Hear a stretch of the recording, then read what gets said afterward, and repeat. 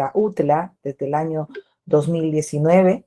Es docente justamente en las maestrías de finanzas de la Universidad Técnica de Ambato, docente también en el mercado de capitales y en las maestrías en dirección financiera de la Universidad Técnica de Ambato y director de tesis de grado. Por todo esto, pues quiero dar la bienvenida a nuestro expositor, nuestro mentor en este trabajo que vamos a ver ahora y del cual quiero comunicarles. Hemos abierto nuestro canal de YouTube donde van a estar subidas las clases de Diego y donde vamos a compartir, porque consideramos que todo es importante. Si compartimos nuestros conocimientos, será lo más valioso que dejemos en la vida. Así es que te doy paso, Diego. Quiero que sepan también que José me explicaron de que no podía unirse en este momento, tenía un problema con algo de su celular. Por lo tanto, le voy a dar paso a Diego el día de hoy para empezar la charla. Muchísimas gracias, Diego, y bienvenido a esta segunda clase de Administración de Pymes y Teoría de Restricciones. Gracias. No, gracias a ustedes. Gracias, Juliet. Bueno, continuando un poco con lo que habíamos hablado en la clase anterior, a mí me gustaría preguntarles, oigan, bueno, ¿qué es lo que más les gustó? ¿Qué es lo que más les pegó de la clase anterior? Tengo aquí un nombre, Marisela. Marisela, tú participaste activamente en la clase anterior. ¿Estás por aquí? Sí te vi.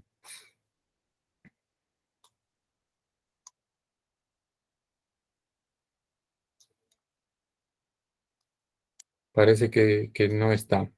O alguien de ustedes, por favor, ¿cuál es como el mensaje? ¿Qué es lo que les llegó de la clase anterior? ¿Qué es lo que más les gustó? Están un poco tímidos todavía. Ah, no, ahí está Marisela. Sí, traté de activar el micrófono y me salí, perdón. Sí, escuché todo, por si acaso. Lo que más me gustó, bueno, lo que hablábamos de que en un trabajo lo más importante es que deben de estar conectados todos los departamentos, que el éxito de un negocio se mide por la maximización de la utilidad. Y respecto al video, lo que vimos, que no debemos de permitir crear cuellos de botella en ningún departamento. Eso de ahí, que todos los departamentos están conectados, eso es lo que más me gustó, que todos los departamentos están conectados. ¿Y cómo te fue con tu vaca morada? ¿Cómo te fue con tu vaca morada? ¿Hiciste algo de tu vaca morada para tu negocio? Sí, como le comenté, yo ahorita no me estoy dedicada a mi negocio por mi maternidad, pero quiero terminar el curso y cambiar ciertas cositas para mejores. Ah, qué bueno. ¿Alguien más que quiera compartir algo que le gustó?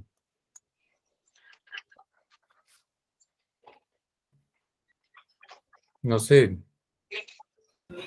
Sí, yo quería agregar algo, además lo que es mi compañera, que al momento de enfocarnos en la productividad, no tratar de solo estar en cuenta con los costos, sino también ver cómo nosotros podemos incrementar los ingresos, o sea, enfocarnos en la utilidad más que en los costos. La frase que más me pegó, que me buscan por bueno, más no por barato. Y, o sea, eso de tratar de vender más, no es que solo vender más, sino de tratar de ganar más. Eso.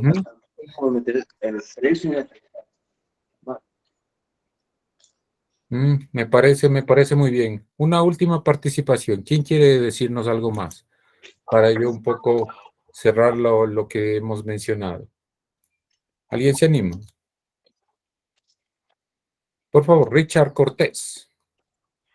Muy buenos días. O sea, la verdad, yo no pude estar en la clase anterior, pero respecto a lo que me estaba hablando, no sé si aquí podría venir lo que es de que al momento de poder vender, o sea, uno debe como que crearle una necesidad al cliente para el momento de venderla, entonces sería un poco más efectivo y así él puede comprarlo porque le estamos creando una necesidad, o sea, en eslogan y cosas así, para que él pueda comprarla, entonces sería un poco más efectivo de esa forma. Crea una necesidad para vender, oferta y demanda. Sí, me parece interesante, ¿no? Yo creo que ahí, resumiendo un poco lo que vimos la clase anterior, es uno, jóvenes, para ser más productivo es una relación entre entradas y salidas, siempre. No existe crear necesidad. ¿Sí? Entonces, la relación, no sé si nos pueden ayudar a silenciar, hay un micrófono habilitado. Gracias. Entonces, siempre esta relación, arriba vamos a tener las entradas, que en este caso van a ser las ventas, y abajo van a estar los costos. Como bien decía una de nuestras compañeras, los costos tienen un límite. Tienen un límite. Uno no se puede obsesionar por el tema de los costos. Eso es quizá lo más importante que tenemos que entender como empresarios, como emprendedores. O sea, en el caso, poniendo algunas empresas muy famosas, Apple, Google, ellos no se enfocan en el costo, se enfocan en ¿dónde? En el ingreso, en la utilidad. ¿Sí? Entonces eso es súper, súper importante. Y el tema de la vaca morada, acuérdense siempre, es que nos tenemos que buscar un factor diferenciador. Un factor diferenciador. Cuando uno habla de diferenciación, no sé si lo mencioné la clase anterior, a veces uno siempre nos ponen en la universidad o en charlas que la innovación está vinculado a grandes inversiones y honestamente no es así. ¿Sí? Uno puede tener la capacidad de innovar de cosas bastante sencillas. La innovación no a veces está relacionado con mi producto, sino con los servicios complementarios. Aquí hago un paréntesis. Yo a veces tiendo a repetir algunas cosas que ya dije antes porque yo estoy convencido que la madre del aprendizaje es la repetición, ¿sí? Porque a veces uno recibe demasiada información y a veces se te pasan esas cositas que para mí son muy importantes, ¿sí? Entonces, dicho eso, uno puede innovar el producto, pero puede innovar los servicios. Por mi trabajo viajo mucho a Colombia y ahí, por ejemplo, hay mucha innovación en el servicio. Entonces, no lo pierdan de vista cuando uno quiere desarrollar un emprendimiento. Y yo creo que hay muchas oportunidades en el servicio y en el producto, pero en el servicio es inmenso. Aquí en el Ecuador, lamentablemente, nuestros servicios complementarios son muy bajos. Pues ahí ustedes pueden maximizar las utilidades, maximizar el tema del ingreso, ¿sí? Eso como un pequeño paréntesis, ¿ya? ¿Alguna duda, por favor, de la clase anterior? ¿Duda, comentario, cualquier cosa que quieran mencionar a alguien? ¿No? Perfecto. Entonces yo les había pedido que por favor vean el video La Meta. ¿Lo vieron el video? Yo tengo un par de preguntas al respecto. Doménica, ¿qué te pareció Pitch? ¿Bueno o malo?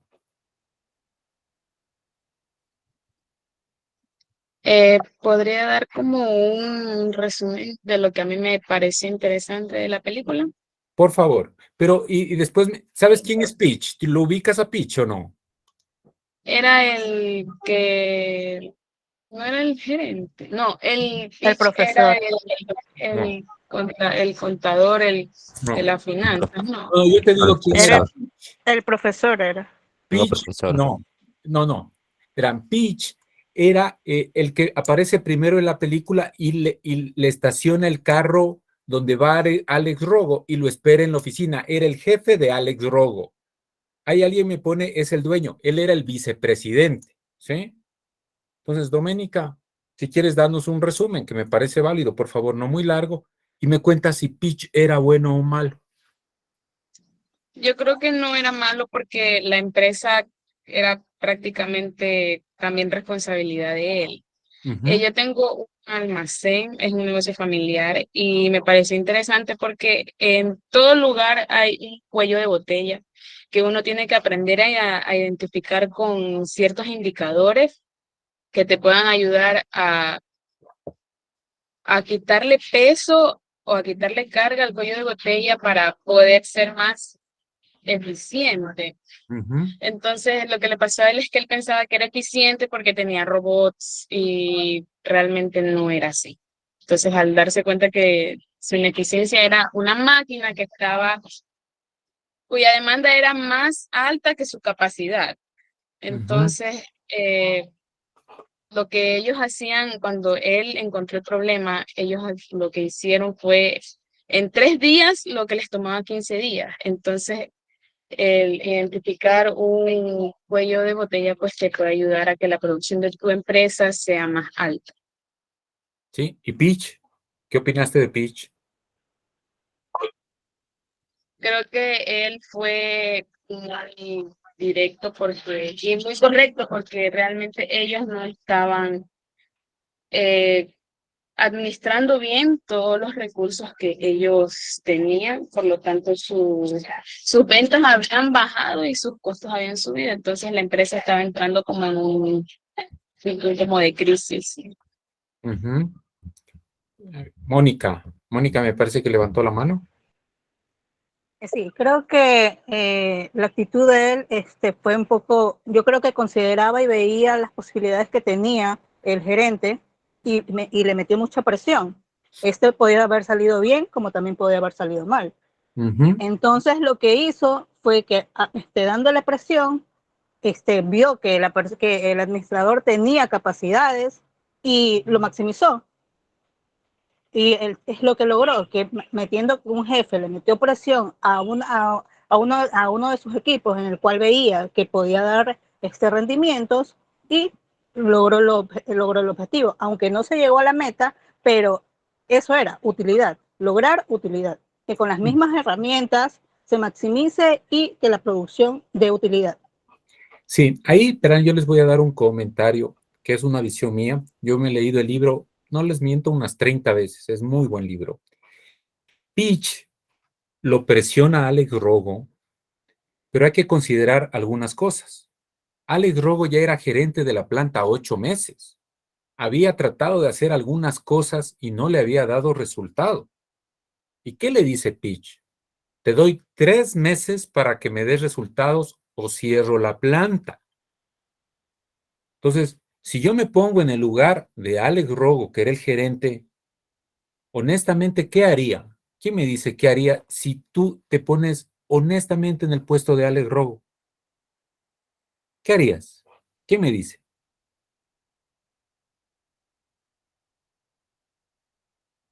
Merly, ¿qué harías? Honestamente.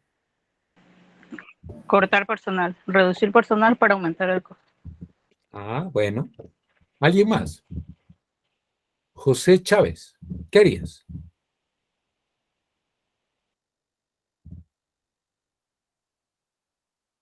¿Qué dices, José? ¿Qué harías? Disculpe, conmigo lo que pasa es que se me desconectó el micrófono, el auricular de la computadora. Ajá. Bueno, les voy ¿Puedo a repetir la pregunta, por favor? Es que se claro, me desconectó el auricular. ¿qué harías en el caso de Alex Rogo? Cuando Pitch te dice, ¿sabes qué? Si no me da resultado en 3 meses, cierro la planta. ¿Qué harías? La presión es brutal porque estás a cargo de todo.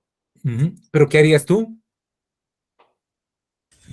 De acuerdo al video que vi y todo lo que me quedó, buscar la manera de mejorar cada factor de producción, cada Ujú. meta a realizar, revisar los inventarios, todo el análisis que aprendí en el video, porque eso es lo que me enseñaron. Porque Ujú. si no hubiera visto el video, no sabría qué hacer. Pero Ya eso. Pero ¿sabes? creo que lo que se hace aquí realmente es trasladar esa presión al empleado. Y entonces todo el equipo se presiona y no se llega al Ujú. objetivo. Yomara, por favor, ¿qué harías? Como es mi compañero, tengo que analizar los factores de producción, tanto en pérdida como en ganancia, qué me conviene invertir, más capital o más mano de obra. Mm. Depende lo que yo quiera sobresalir en una empresa. Si me funciona invertir más capital, voy a tener que invertir más capital y quitar mano de obra. Si me toca invertir en más mano de obra y en menos capital, esto todo depende en cómo la empresa va, la tecnología, todo lo que conlleva a ella y lo que conlleva un beneficio así para elevarlo en 3 meses que lo está pidiendo. Jóvenes, ¿saben qué? En realidad no haría nada de eso ya. ¿Saben qué haría? Buscar trabajo. Porque si en 8 meses no he podido tener resultados, ¿cómo me pide resultados en 3? Y yo digo, oye, me falta gente, me falta recursos. me falta, y tú me pides resultados, entonces, ¿saben qué haría yo? Me doy la vuelta y comienzo a buscar trabajo, porque si en 3 meses cierran la planta, ¿saben qué va a decir en mi hoja de vida? Diego Urbano, sí, ¿usted dónde trabajó? En esta empresa. No es la que acabó de cerrar, sí, yo era el jefe de planta. Es decir, ya señor, o sea que usted fue el responsable de la cierre de la planta. ¿Por qué? ¿Por qué Alex Rogo tiene, y aquí está el kit del asunto, jóvenes, ¿por qué Alex Rogo hace lo que hace? ¿Y por qué Pish le dice lo que le dice? Es porque lo conoce. Nosotros no podemos presionar a la gente por presionar. Los que tienen emprendimientos, los que son jefes, escuchen esto. ¿Sí? ¿Qué es lo que le dice Pitch a lo que va a salir de la oficina? ¿Quién me dice por 20 puntos? ¿Se acuerdan? Le dice, salúdame a Julie. ¿Quién era Julie? La esposa. La esposa. Exactamente, o sea, des en cuenta que Pitch conocía a la esposa. La pregunta es, muchas veces cuando nosotros somos jefes o somos emprendedores, ¿conocemos el entorno de nuestro equipo? Porque yo no lo puedo llegar a presionar porque hay que llegarlo a presionar. Si Pitch no lo conocía bien a Alex Rogo y lo presionaba, Rogo renunciaba y se iba al otro día, ¿sabes qué, Pitch? Aquí tienes mi carta de renuncia, nos vemos. Y Pitch se metía en un problema. ¿Por qué? Porque se quedaba sin gerente. Muchas veces nosotros podemos perder gente valiosa por no saber cómo administrar a ese personal. Entonces, yo no puedo presionarlo por presionarlo. Hoy tengo, por ejemplo, en mi equipo una persona que es súper buena, súper genia, pero no le puedo presionar. Lo que decía Mónica, yo le traslado a él la presión y comete 10,000 errores. Por ejemplo, a mí, ¿cómo me motivas? Mi entorno familiar para mí es lo máximo. O sea, mis 2 hijas es todo. Entonces, si tú te metes en el tema y a mí me dices que sí, que tus hijas, que sí, que mis estudiantes, yo me enchufo de una. Las injusticias me molestan. Entonces, si me quieres desmotivar, comienzas a generar injusticias y te desmotivas. Entonces, los líderes, los jefes, parte importante de nuestro tiempo, lo habíamos visto, es dedicarnos a pensar, y el otro tema fundamental, a conocer a nuestro equipo. Porque solo conociendo a mi equipo entiendo cómo funcionan ellos. Yo no puedo a todos tratarlos por igual. Ese es un error, y un error garrafal. ¿Sí? Entonces, por favor, eso, tomen nota. Las personas que tienen emprendimientos, que tienen jefe, oye, conozco un poquito más allá de mis trabajadores. Oye, ¿sabe cómo se llaman la esposa, el esposo, los hijos, qué le gusta, qué le disgusta? Y ahí vas a ir entendiendo cómo motivar a la gente. ¿Sí? Cómo hacer que esa gente se entusiasme y haga con pasión lo que quiere. O sea, ¿se imaginan a Pitch lo presiona sin conocerlo? Yo, Diego Urbano, renuncio y me voy. ¿Sabes qué? Ahí queda tu empresa. Porque yo en 3 meses y en 8 no he dado resultado, en 3 seguramente no voy a dar resultados. Y mañana voy a ser el gerente de planta de una empresa que cerró. Entonces se me van a cerrar muchas puertas. Pero él sabía que lo iba a tomar y lo iba a retar. Y él lo iba a trabajar. ¿Sí? Otro tema de este tipo de mensajes, ahora sí pasamos a Jonah. Jonah era el profesor. Aquí viene un tema que es súper importante. ¿Qué tal les pareció Jonah? Y les hago una pregunta. ¿Jonah era recién se conocía con Alex Rogo o ya habían trabajado, ya se habían conocido? ¿Quién me dice? Fue su alumno. Fue su alumno. Y Mónica, ¿y por qué le tuvo que refrescar los conocimientos Jonah a Alex Rogo cuando se encuentran en el aeropuerto? ¿Tú crees que Jonah no le indicó esos conceptos en la universidad? Creo que sí, pero el peso de la experiencia es lo que te lleva a maximizar o a darle un mejor uso a los conocimientos adquiridos. Quizás lo sabía, pero no le dio la importancia necesaria, porque todos nos enfocamos en producir, en rendir, y no nos damos cuenta por dónde estamos fallando. Entonces yo creo que conocimiento y experiencia es lo que, o sea, creo que es la combinación perfecta. Yo estoy completamente de acuerdo contigo, Mónica, con un par de cosas adicionales. La una, jóvenes, es que muchas veces, y eso es mi reto como profesor, como docente, porque muchos estudiantes estudiamos para la prueba. Entonces, ¿sabes qué? Seguramente le dio teoría de restricciones. Él estudió como para la prueba y después se olvidó. El reto siempre tenemos que ver dónde lo puedo implementar. Y si ustedes están participando en un curso, todavía están en la universidad, al profesor le tienen que decir, oiga, ¿y esto para qué me va a servir? ¿Dónde lo voy a poder aplicar? A mí me pasó eso con estadística. Yo soy fanático de los números y de las estadísticas, pero cuando a mí me daban estadística, yo decía, ¿para qué me va a servir la curva normal? ¿Para qué será eso? Se estudiaba para la prueba. Hoy por hoy me doy cuenta lo potente que son los datos y lo importante que es la estadística. Si mi profesor me hubiera dicho, ¿sabe qué? Esto le va a servir, por ejemplo, para analizar sus clientes, para poder determinar su producción y todo lo demás, le hubiera puesto muchísima más atención y no me hubiera pasado lo mismo que le pasó a Alex Rogo, que después de un tiempo tuve que volver a revisar los conceptos. Entonces, el reto ahí, jóvenes, es ese. Poder nosotros siempre ver la aplicabilidad de las cosas. Y si tu profesor no te dice, pues le tienes que preguntar. Si vas a un curso, oiga, ¿para qué me sirve esto? ¿Sí? Y el otro tema fundamental, ¿saben qué? Es poner las cosas en práctica.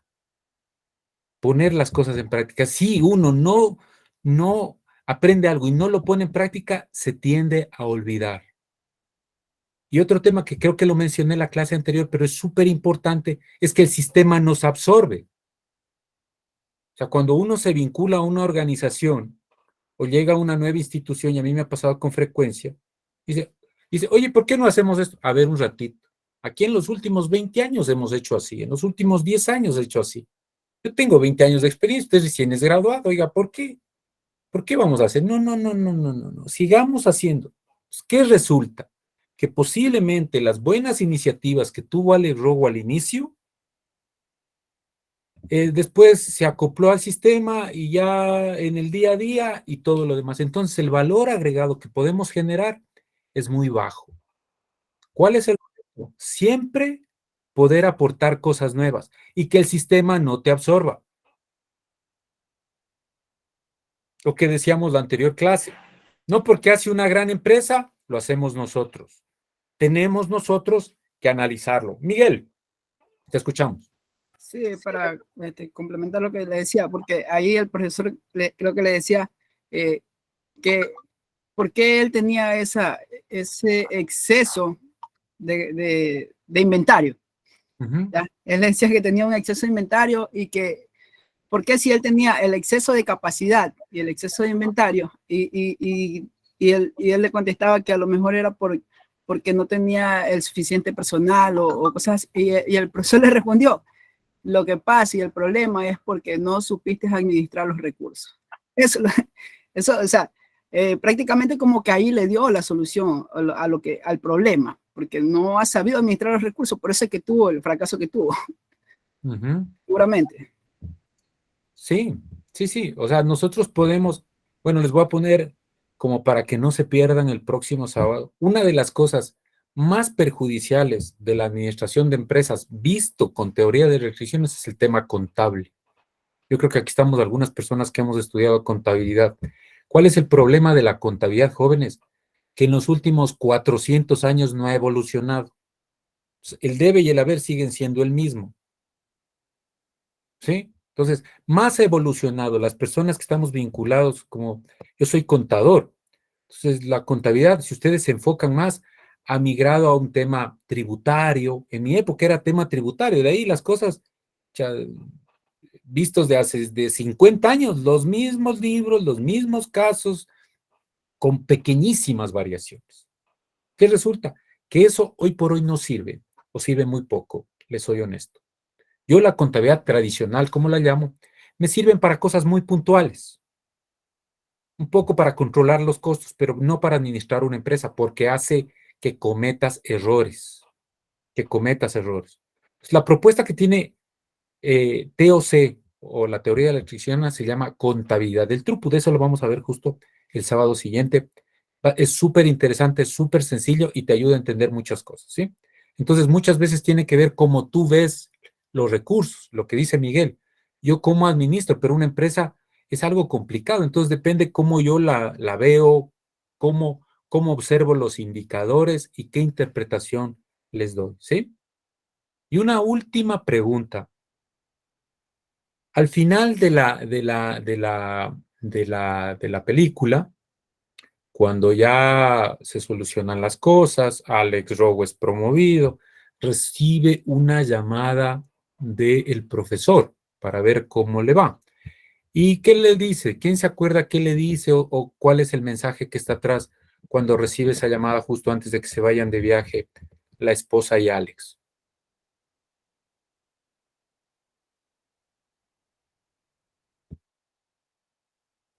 Jimmy, muy bien.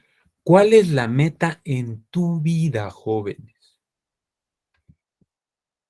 O sea, la meta en la vida, y a veces a mí me preocupa mucho cómo ahora lo vemos el éxito, ¿sí? Entonces, y acuérdense siempre, la meta en la vida es importante saber para dónde vamos. La acumulación de dinero no puede ser meta en la vida. Yo veo muchos jóvenes, los sigo a mis alumnos en redes sociales, entonces el éxito está en tener un Ferrari, en tener una casa, no. Yo sí les invito a que pensemos dónde está el éxito en la vida, cómo uno fija esa meta. Y yo siempre les digo a mis alumnos, si la meta en la vida fuera tener dinero y tener ese éxito que hoy se ve mucho en redes sociales, Simón Bolívar fue un fracasado. Y muchas de la gente que uno admira serían fracasadas. Yo, por ejemplo, admiro mucho de gente pública a Simón Bolívar, ¿no es cierto? Es una persona que era millonaria y por sus objetivos de libertad perdió todo y murió pobre. Entonces, ¿saben qué? De acuerdo a la métrica que podemos hoy medir, fracasado. Eloy Alfaro, cualquier persona que ustedes se pongan a ver o sean sus referentes, vean si su métrica o su objetivo de vida era tener dinero. Otra persona que yo admiro mucho es, por ejemplo, la Madre Teresa de Calcuta. Ella decía, hay que querer hasta que duela. Vivía en una ciudad de las más pobres de la India. ¿Sí? Era una terriblemente convencida de dar al prójimo lo mejor.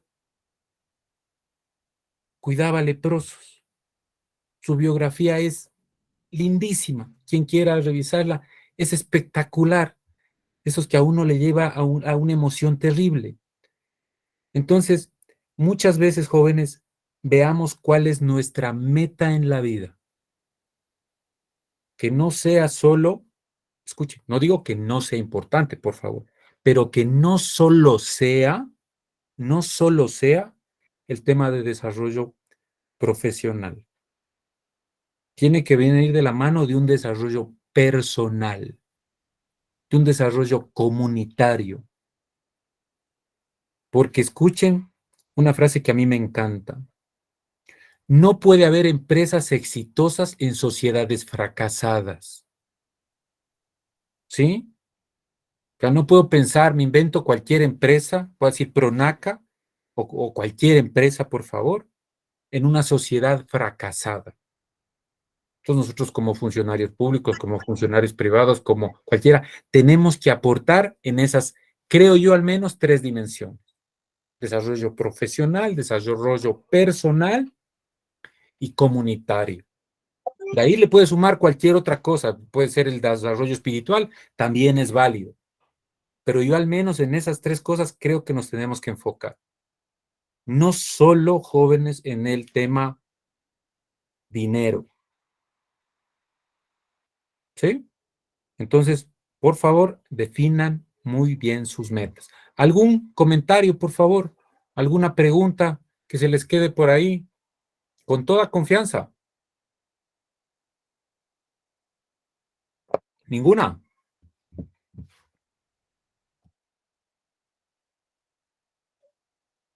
Sanli, por favor. Buenos días. Disculpe, yo tenía una pregunta. Es que usted dijo que usted es contador. Sí. Ya, y ahora yo me encuentro en un dilema si... Yo soy tecnóloga, pero yo ahora me encuentro en un dilema si continuar con esa carrera, homologar para ser licenciada en contabilidad y auditoría o no, por lo que ahora no sé si esta carrera es muy rentable, por lo que como usted dijo, la contabilidad ahora se encuentra estancada, no ha evolucionado. Ajá. Sí, es como que más bien una pregunta personal, pero de verdad sí quisiera que me respondiera.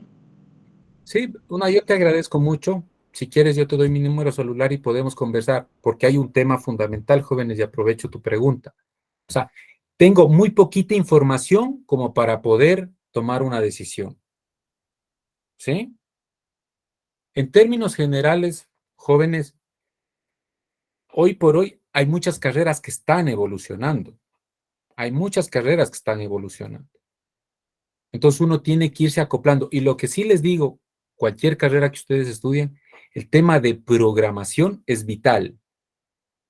O sea, si tú hoy por hoy puedes ser cualquier carrera, desde licenciado en contabilidad, ingeniero civil, arquitecto, lo que sea, tienes que complementarlos con programación.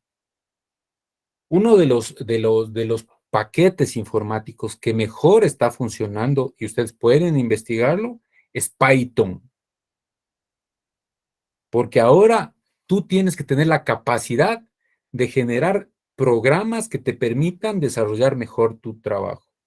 El tema de inteligencia artificial, por ejemplo, Python ayuda a ese tipo de cosas, a hacer ciertos programas. Yo, por ejemplo, manejo el tema de riesgos. Python te permite hacer algo que se llama perfilería, o sea, cómo saber si le puedo dar crédito o no le puedo dar crédito. Antes tenías que tú tener un sistema informático muy complejo y no, en Python puedes programar y establecer unos parámetros para poder evaluar a tus clientes. Entonces, a la persona que me preguntó, si quieres, al final te quedas, te doy mi número y podemos conversar, porque la respuesta, como en la vida, no es sí o no. Tenemos que analizar todas las variables y la decisión, evidentemente, va a ser tuya. Una de las cosas fundamentales en la vida es que uno tiene que hacer lo que le gusta. ¿Sí? Yo tenía un profesor que decía, oigan, yo desde los 30 años tengo la suerte de ya no trabajar. Entonces dije, no trabajas, no, porque amo tanto lo que hago que para mí ya no es trabajo. Uno piensa atender de que el trabajo es así una carga. Tienes que pensar que de aquí a los próximos 30, 40 años vas a hacer eso. Entonces, si no te gusta, pues es súper complicado que te puedas apasionar por algo. En términos generales, cualquier carrera es buena cuando uno le mete ganas, cuando uno le mete mucho ñeque, ¿sí? Yo, por ejemplo, tengo compañeros de la universidad que son súper exitosos profesionalmente hablando. ¿Pero por qué? Porque eran los que más ganas le pedían, estudiaban más, se han actualizado y también han tenido suerte. A veces nosotros hablamos de suerte. ¿Qué es suerte? ¿Quién me puede ayudar a definir suerte? Porque muchas veces oímos. Saber aprovechar una oportunidad, ¿no? O sea, una oportunidad disponible y la aprovecho con todos los conocimientos que tengo para sacar un buen resultado de ello. Perfecto. Pero a mí se me presenta una oportunidad de ser chef ejecutivo en el hotel más exclusivo de Emiratos Árabes. ¿Crees que la puedo aprovechar? Si es que hay una capacitación de principio y sé que va a ser eficiente la capacitación en este caso, yo sí me arriesgaría y creo que sí lo lograría. Sabes que no, porque yo no sé cocinar ni un huevo. A eso iba. Pero hablando desde un punto de chef, yo pensé que lo hacía referente. Ah, sí. Pero siendo contable no creo. Dependiendo, al menos que sea un buen chef desde su hogar y que pueda emplear todo lo que ellos soliciten, ahí sí, con todo el gusto. Ahí, ¿qué es lo que sucede, jóvenes? La definición de suerte que a mí más me gusta es cuando se une la capacidad con la oportunidad. ¿Sí? O sea, cuando se une la capacidad con la oportunidad. O sea, a mí se me presenta la oportunidad de ser chef, pero si yo no tengo la capacidad, posiblemente dure en ese puesto 5 minutos. Una de las cosas que yo sugiero, por ejemplo, a los estudiantes, porque veo que hay mucha gente joven, ¿tú qué quieres o cómo te ves profesionalmente de aquí a 5 años? Me dice, ¿sabes qué? Yo quiero ser vicepresidente, me voy a inventar, vicepresidente de un banco de inversiones en Wall Street. Perfecto. Entra y ve qué características tiene un vicepresidente de esa institución. Resulta que maneja 3 idiomas, resulta que tiene una maestría en esto, otra maestría en lo otro. Entonces ya sabes por dónde tienes que ir. Cuando se te presente la oportunidad, tú tienes esa capacidad. Pero a veces, por ejemplo, yo tengo alumnos que me dicen, sí, ¿sabe qué? A mí me gusta el tema financiero. ¿Y qué hacen el tema comercial? Después, poderte cambiar es más difícil. ¿Sí? Entonces, si yo quiero desarrollarme en el tema financiero, por último, puedo sacrificar ahorita sueldo, pero estoy en el camino que quiero saber. ¿Sí? Y yo eso me ayuda a construir que de aquí a 5 o a 10 años pueda alcanzar mi objetivo. Porque muchas veces cuando yo me vinculo a la vida laboral, ya presento 10,000 carpetas y voy donde me llaman. Y claro, donde me aceptaron, pero no me pongo a pensar si eso me aporta en mi meta profesional en el mediano y en el largo plazo. ¿Sí?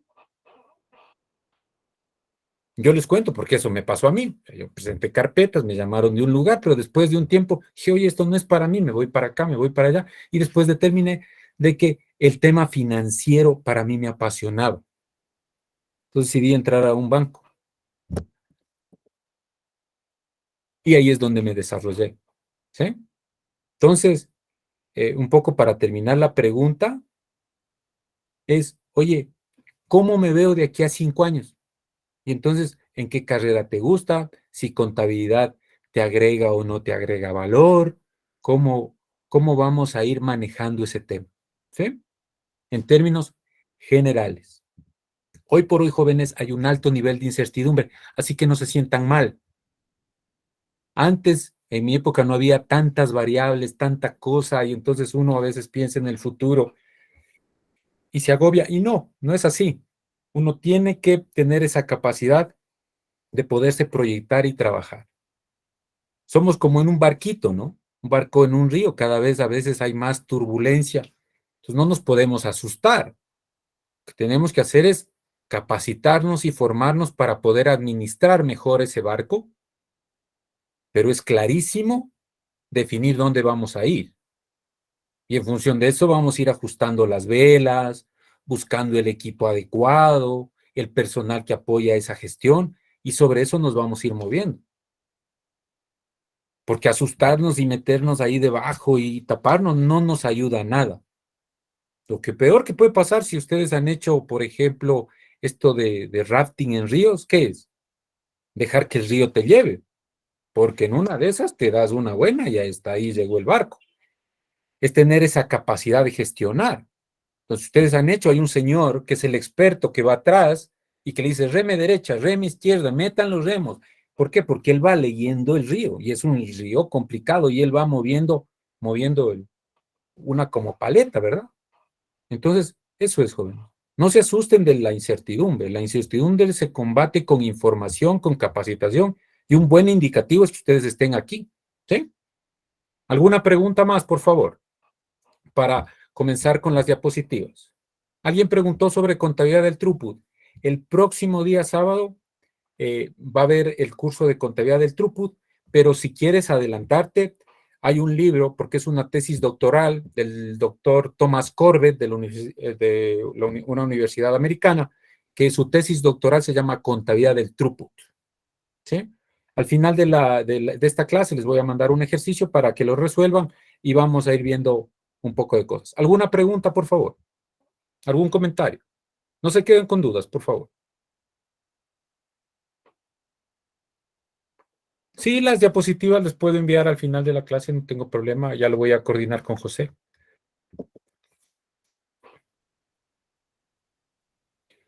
Stalin.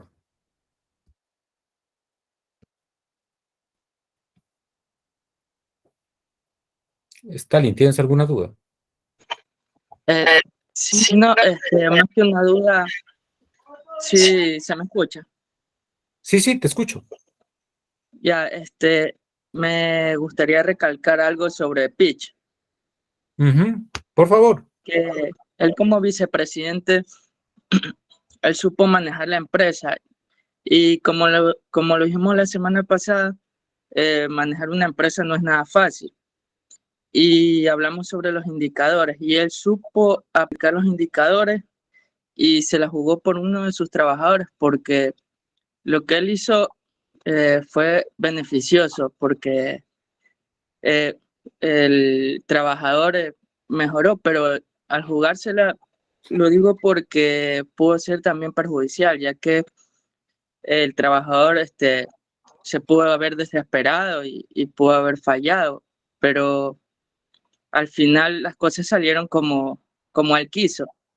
Entonces es una muestra de que, como se dijo, la experiencia vale mucho. Gracias. Sí, muy valioso. O sea, sí, la experiencia, es que verán, hay que un poco balancear las cosas. La experiencia es fundamental, pero otra vez, ¿cuál es la definición de experiencia? Yo encuentro en instituciones que hay gente que dice, yo tengo 20 años de experiencia. No tiene 20 años de experiencia. Tiene un año de experiencia repetido 20 veces, que es diferente a tener 20 años de experiencia. Cuando yo tengo experiencia es cuando voy capitalizando mis errores y mis aciertos. Cuando me capacito, cuando me actualizo, cuando estoy siempre... Sí, o sea, que yo haya estado 20 años en una institución no significa que tenga 20 años de experiencia. Ese es un error. ¿Sí? Entonces hay que buscar la experiencia con juventud. Porque seguramente la mayoría de ustedes tendrán 25, 26 años. Yo quisiera tener la juventud que tengan ustedes y seguramente ustedes quisieran tener la experiencia que tengo yo. Yo tengo casi 50 años. ¿Qué resulta? En una organización podemos nosotros vincular las dos cosas. Es un poco la experiencia con la juventud, pero la experiencia entendida en la lógica que yo les comento, ¿sí? En la lógica que yo les comento. Entonces, a veces no se dejen sorprender cuando alguien les diga, vea, yo tengo 20 años de experiencia, revisemos. Y de pronto yo me encuentro, no siempre, hay gente que sí tiene 20 años de experiencia, porque ha ido capitalizando año a año, con conocimientos, con actualizaciones, ¿verdad? Pero también encuentro gente que tiene un año de experiencia repetido 20 veces, que no es lo mismo, ¿sí? Para ir un poco avanzando, les voy a compartir mi pantalla.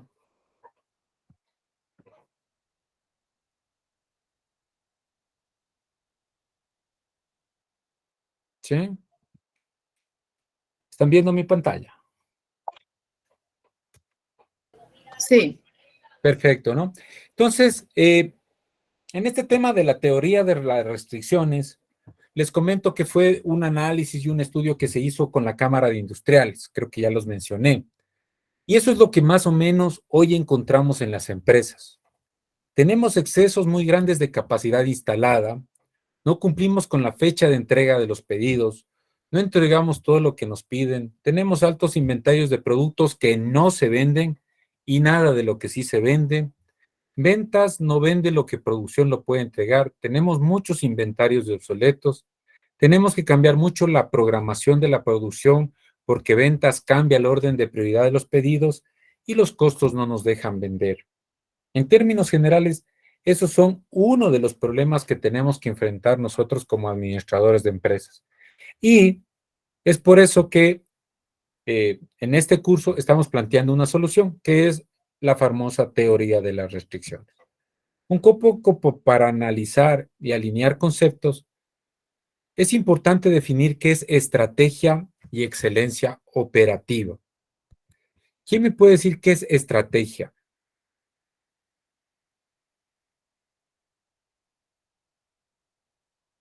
La manera en la que vamos a resolver algo. La manera con la que vamos a hacer algo. ¿Quién más? ¿Quién se anima?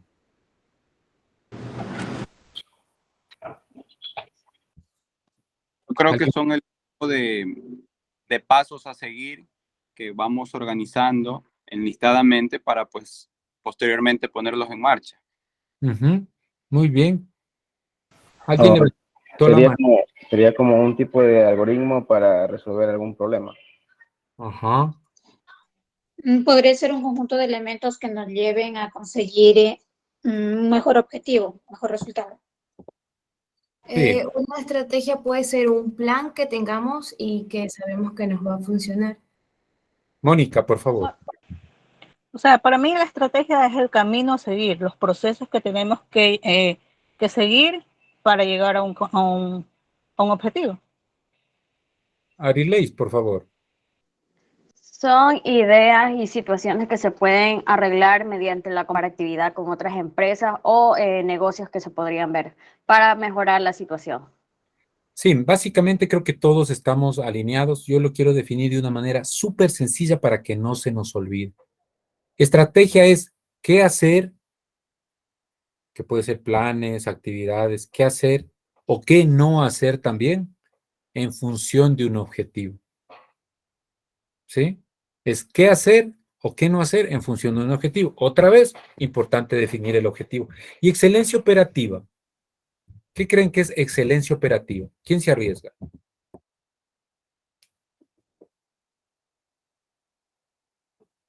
¿Nadie? Excelencia operativa tiene que ver con optimización de recursos. Cuando ustedes oigan o escuchen el tema de excelencia operativa, tiene que ver con optimizar los recursos. Pues estrategia, qué hacer y qué no hacer en función de un objetivo. Y excelencia operativa es el tema de optimización de recursos. Sobre eso, ¿no es cierto? ¿Qué podemos hacer? Les voy a compartir de nuevo mi pantalla.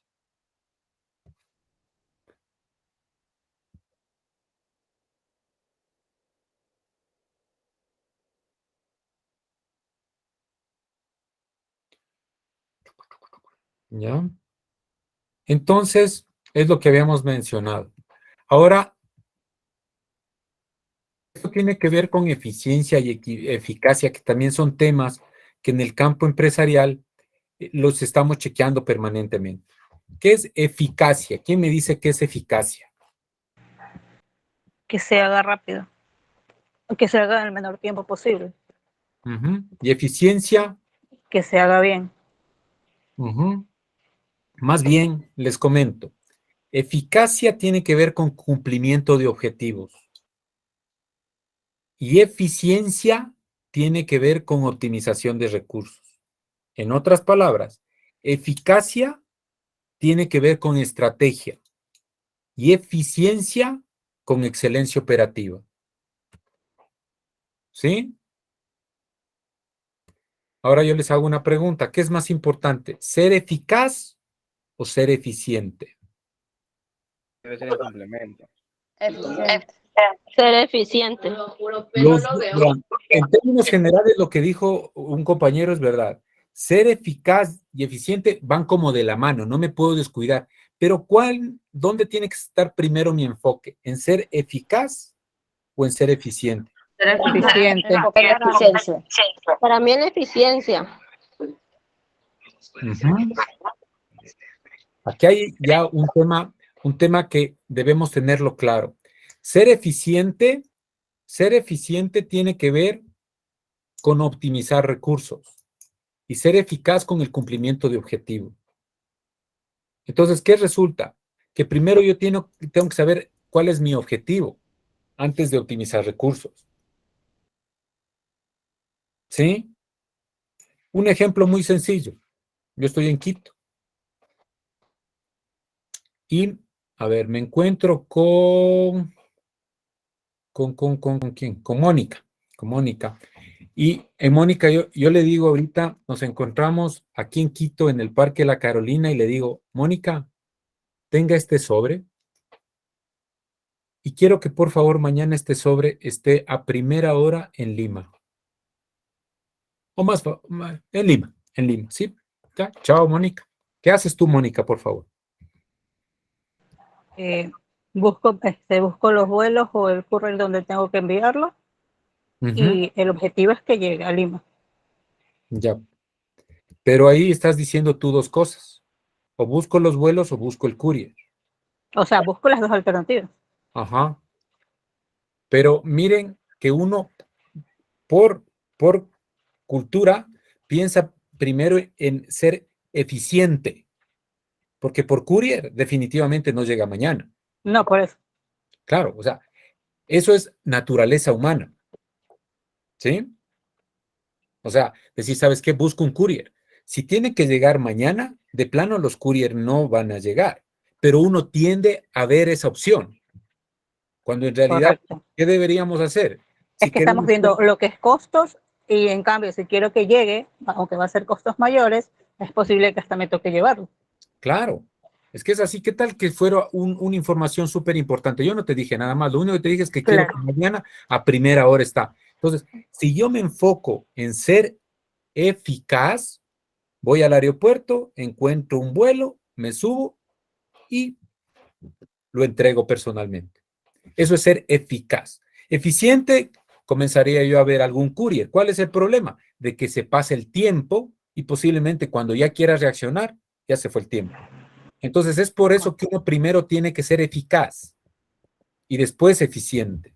Ahora, no con esto quiere decir que mañana Mónica se vaya y me diga, ¿sabe qué? Lo llevo yo en primera clase, ¿no? En primera clase o alquilé un avión y eso costó $20,000. Que en el peor de los casos, ¿sabe qué? No hubo vuelos. Porque no digo que hay que descuidar el tema de ser eficiente, ¿no? Sino ver cómo cumplo el objetivo y en función de ese objetivo desarrollo la optimización de recursos. Pero no primero busco optimizar recursos y después cumplir el objetivo. ¿Sí? Entonces eso también tiene que ver y se complementa con lo que hemos visto del tema de productividad, porque la productividad también tiene que ser con ver que sea eficaz versus ser eficiente. Entonces no se obsesionen otra vez en el tema de costos, sino cuál es su objetivo. ¿Perfecto? Correcto. Correctísimo, ¿ya? Entonces, vamos a continuar con la presentación. Está cargando de un minuto. ¿Ya? De ahí un poco lo que ha pasado con el ciclo de vida de los productos, ¿no? Antes los productos duraban demasiado tiempo, hoy por hoy duran muy poco. Y eso invita a que las empresas tengan capacidad de innovar. Pero la innovación no necesariamente está vinculada, como habíamos hablado, con grandes inversiones, sino tener la capacidad de diseñar productos en función de las necesidades de los clientes, que es lo que habíamos visto la semana anterior. Cuando uno comienza a ver qué tipo de indicadores son los que yo tengo que medir en las organizaciones, tenemos que cuidar mucho, como habíamos visto en la clase anterior, qué tipo de indicadores ponemos. Hay indicadores que son perversos y hay indicadores que nos ayudan mucho. Yo les propongo dos de un sinnúmero de indicadores que pueden generarse dentro de las organizaciones. El uno es servicio al cliente y el otro es rotación de inventarios. ¿Sí? Entonces, el primero, que es el tema de rotación de inventarios, sabemos cuáles son la fórmula de cálculo, ¿no es cierto? Indica la cantidad de inventario que necesita una empresa en cierto periodo de tiempo para garantizar un volumen de ventas determinado. ¿Sí? Entonces, ¿cuáles son nuestros volúmenes de ventas y cuáles son nuestros inventarios promedios? Y nos dice más o menos ¿Cuál está esta rotación de inventario?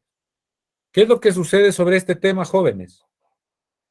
Que cada vez es más importante la rotación de los inventarios. O sea, tener inventarios altos hoy por hoy no es el negocio de las empresas.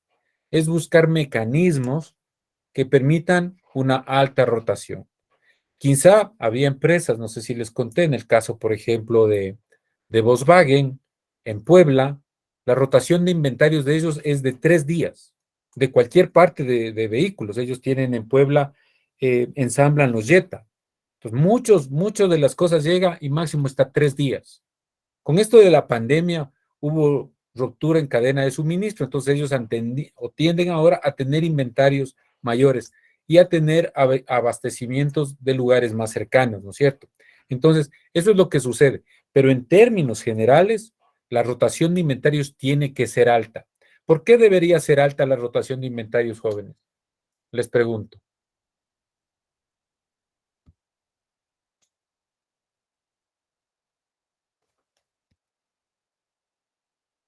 O sea, a simple vista sería porque ahí se ve que el negocio tiene una actividad dinámica. Están ingresando y saliendo compras y ventas. Sí, pero fundamentalmente los inventarios altos, ¿saben qué hacen? Atrapan recursos y demuestran ineficiencias. ¿Sí? ¿Por qué? Porque me estoy sobreinventariando. Entonces, cuando yo visito una empresa, que a veces me piden que las visite o les asesore, lo primero que hago antes de ingresar es visitar sus inventarios, sus bodegas. Y cuando tienen inventarios demasiado altos, lo más seguro es que tengan créditos, lo más seguro es que tengan sobregiros en los bancos, porque está toda la plata en inventarios. ¿Y por qué tienen altos inventarios? Muchas veces por la lógica de compra de volúmenes, lo que habíamos hablado. Yo conozco, y ahí hay un tema fundamental para que vean que las variables van cambiando, es que antes era buen negocio tener inventarios. Yo asesoré por mucho tiempo a empresas madereras. Antes era muy buen negocio tener madera guardada. No sé si ustedes han visto, hay unas torres de madera que las secaban al ambiente. Entonces, tener esas torres era tener dinero. Pero empresas que comienzan a ser más eficientes, ¿qué hacen? Montan cabinas de secado. O sea, para no tener inventarios muy altos, pues montan cabinas de secado y las secan a la madera. ¿Para qué? Para mejorar su rotación. Cuando uno tiene altos de inventario, por ejemplo, hay problemas en compras, hay problemas en producción, porque estoy produciendo cosas que no se venden. Y una de las causas que yo puedo determinar en eso es que los indicadores son perversos. ¿Sí? Por ejemplo, al de producción, ¿cómo lo miden? Por unidades producidas. A él no le dicen, oiga, produzca algo que venda. No, a mí me dicen por unidades producidas. Y muchas veces, ¿cómo funcionan? Se acaba un stock y tienen que reponer el stock. Pero puede ser productos que no se venden. O sea, pasaron ahí 2 años, 3 años. Se acabó, paga otra vez, hacen unidades. No, pues eso ya no deberían hacer. Pero el de producción no revisa eso. Es lo único que le dicen, oiga, unidades producidas. Y hay indicadores más perversos. Por ejemplo, verán, no sé si les conté, una empresa textilera, las oficinas están en Quito, su planta está en Atuntaqui. Entonces, al jefe de producción de Atuntaqui dice, ¿sabes qué? Si produces 10,000 unidades al mes, tienes un bono de producción. Entonces, él cuando es 20, dice, ¿cuántas unidades me faltan? Y cuando le faltan muchas unidades, ¿qué hace? Se pone a hacer las unidades que más rápido se pueden fabricar. Pero no le importa si se venden o no se venden. ¿Y saben qué? Esta camiseta, perfecto, llegué a 10 unidades. Después están sobreinventariadas de esas camisetas porque no rotan. ¿Sí? Eso es una de las cosas que uno tiene que estar chequeando permanentemente. Entonces, los inventarios atrapan recursos y demuestran ineficiencias.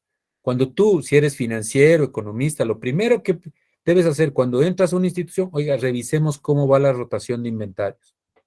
La rotación de inventarios en la fórmula que hemos visto es una, pero tú puedes darte o debes hacerlo, dependiendo del tamaño de la empresa, por ítem o por grupo al menos.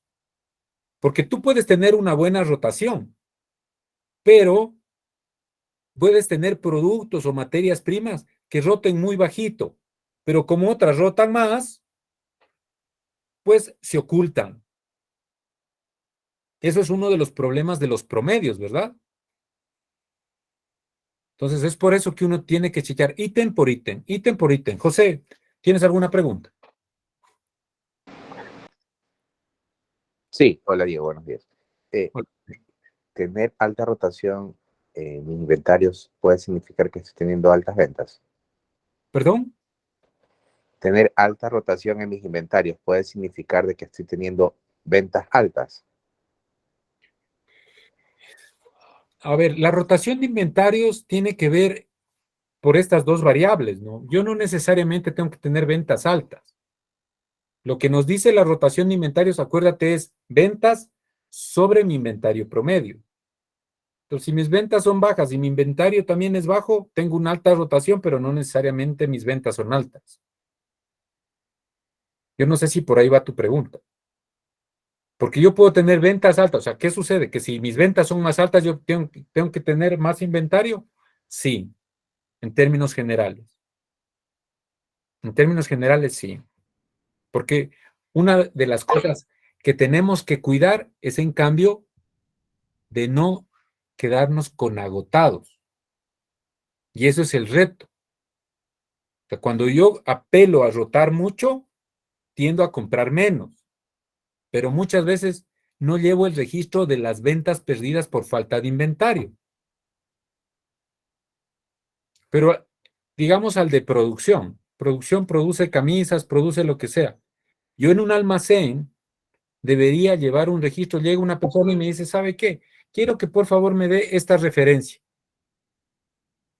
¿Revisas en el sistema? No hay. Deberías ir anotando para ir midiendo, por ejemplo, esas pérdidas de ventas por baja de inventario. Porque eso no se contabiliza en ninguna parte, ¿verdad? Yo contabilizo solo las ventas, pero no las pérdidas de ventas porque no tuve el producto. Hay mucho ojo. Entonces, ahí el reto es saber comprar, pero a la vez asegurar de que siempre exista producto para la venta de los productos que me están pidiendo, ¿sí? Entonces, eso puede ser otro indicador. Hablábamos de los promedios. ¿Por qué los promedios? Hay que tener cuidado con los promedios. Hoy por hoy, eso se hace en muchas empresas. Dicen, no, es que hagamos un promedio, un promedio. Hay que tener mucho cuidado. A mí me encanta la estadística y, por ejemplo, los promedios tienen algunas dificultades, pero ahora todo lo queremos resolver con promedios y no es lo mejor. ¿Por qué creen que no es lo mejor? ¿Quién me ayuda?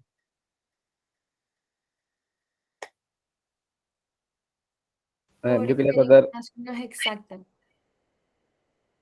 No es exacta, sí, no es exacta, es el promedio, el promedio. Pero bueno, por cuestión de tiempo solo les comento eso. O sea, ¿cuál es el promedio? Me voy a decir que Richard y yo, en promedio, nos hemos comido medio pollo. ¿Qué significa? ¿O qué pensarías? ¿Quién me dice? Arleis. O Mónica, por favor. Ok, hasta el promedio puede ser que Richard se comiera más de la mitad del pollo y que solamente una persona se comió un ala. Es decir, que se está evaluando al que en este caso puede ser que una persona sea más eficiente o de más resultados que otra, y el resultado de una le beneficia al que menos esfuerzo tiene. Así es. En el caso extremo, por ejemplo, que yo le cito, entre Richard y yo nos comimos un pollo, medio pollo en promedio, yo podría entender de que Richard se comió medio pollo y yo me comí medio pollo. Pero como dice Mónica, eso no necesariamente es verdad. Puede ser que yo me comí todo y Richard no comió nada. Pero como dividimos para los dos, resulta que en promedio nos hemos comido medio pollo. ¿Qué significa? Que cuando yo trabaje con promedios, obligatoriamente tengo que pedir las desviaciones. Si las desviaciones son muy bajitas, el promedio funciona, pero si son muy altas, no funciona. No podemos tomar decisiones cuando hay desviaciones muy altas, porque puede ser el ejemplo que les cito ahorita. ¿Sí? Otra vez, cuando uno comienza a revisar el tema de inventarios, cuando haces promedios puede pasar eso. tienes productos que rotan mucho y otros que no rotan nada. ¿Cuál es el tema? De que hay productos ineficientes, como dice Mónica, que no están rotando, pero están siendo ocultados por los que rotan mucho. Es por eso que es preferible analizarlo con cierta periodicidad, de rubro en rubro, así tengas muchos. Richard, ¿tienes una pregunta? Sí, disculpe. La pregunta es que entonces el índice de rotación de inventarios lo que me diría es la eficiencia o ineficiencia del negocio, de la empresa o de la institución. Claro, la rotación de inventarios mide el tema de eficiencia. Mide el tema de eficiencia. ¿Por qué es un muy buen indicador y me gusta mucho? Porque te mide en otras áreas. O sea, si yo tengo una baja rotación de inventarios, puede ser problemas en producción, pueden ser problemas en ventas, puede ser problemas en compra de materias primas. O sea, con un indicador puede estar midiendo 3 o 4 cosas que son vitales. Es como la temperatura en el ser humano, ¿no? O sea, uno, ¿por qué le miden la temperatura? Si uno tiene 40 de temperaturas, algo te está pasando. Hay que mandarte a hacer exámenes. Si tú tienes rotaciones muy bajas, es la temperatura en 40. Algo está pasando. Hay que ir a determinar dónde podemos encontrar áreas de mejoras, más que culpables, áreas de mejoras y comenzar a trabajar. ¿Sí? El otro indicador que les estoy planteando es servicio al cliente. Este indicador no existe. O sea, este indicador no es muy usual. Este se lo diseñó en su momento para poder determinar un tema de cómo estamos en las fechas de entrega. ¿Sí? Entonces, el indicador de rotación de inventario es el porcentaje de pedidos entregados completos y a tiempo. ¿Cuál es este? Pedidos sobre los entregados completos y a tiempo. ¿Sí? ¿Por qué creen que es importante ese indicador?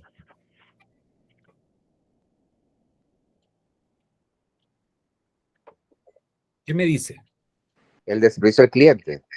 Sí, pero este índice de servicio al cliente, José, como lo comento, es entregado, o sea, este índice que yo le puse o le pusimos con un equipo, índice de servicio al cliente, es entregado los productos o los pedidos entregados completos y a tiempo. ¿Por qué será importante medir eso? ¿O tú consideras que no es importante, José? Diría que sí es importante porque, bueno, de hecho me fideliza al cliente. Pero de la realidad que tú conoces, ¿en el Ecuador lo miden ese o no? No, en lo absoluto, para nada. Exactamente. La mala noticia o la buena noticia para nosotros es que no lo miden, pero es muy importante.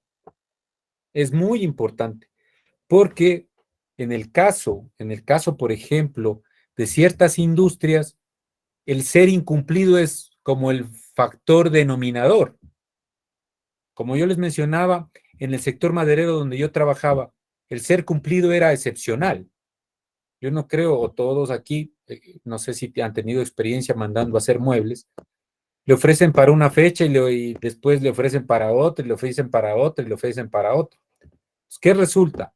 Que la gente cumplida es excepcional. Entonces, por ejemplo, en el caso puntual que yo le cito, ese indicador daba un mayor incremento en ventas.